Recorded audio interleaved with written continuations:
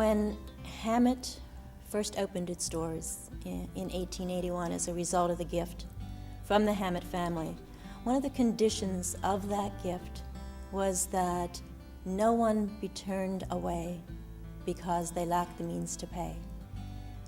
That today creates an incredible opportunity for philanthropic support, because as the number of people who are uninsured or underinsured arrive at our doorsteps in need of life-changing medicine, our ability to care for them will grow increasingly dependent on philanthropic support from those who understand the needs of those people and are driven by compassion and the need to serve others to make their gifts in support of charity care.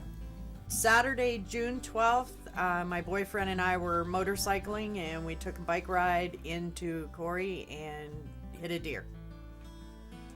We were thrown off the bike, and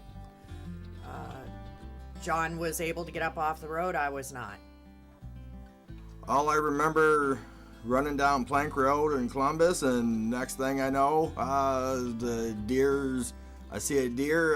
By the time I was able to yell deer to Cathy, it was too late.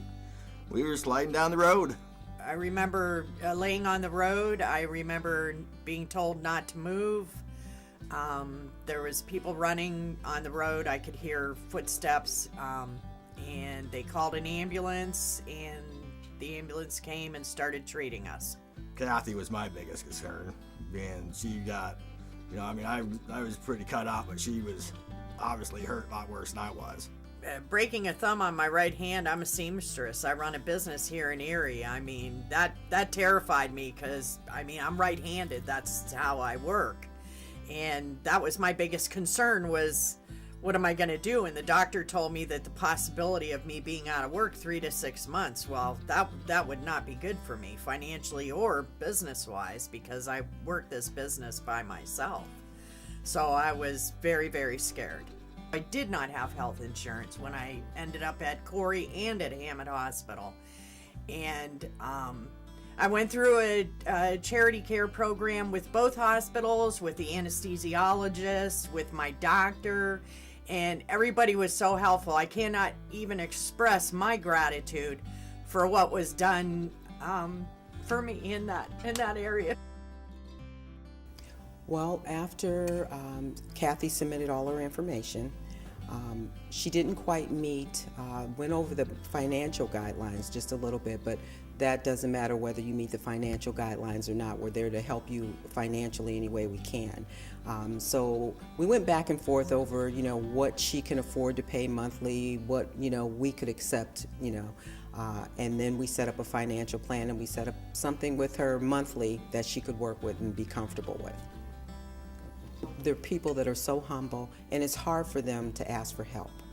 They've already gone through a stressful situation with health issues, and UPMC Hamot doesn't want to have that as a burden to them also, to have to worry about their financial, how they're paying for this. And that's where we come in.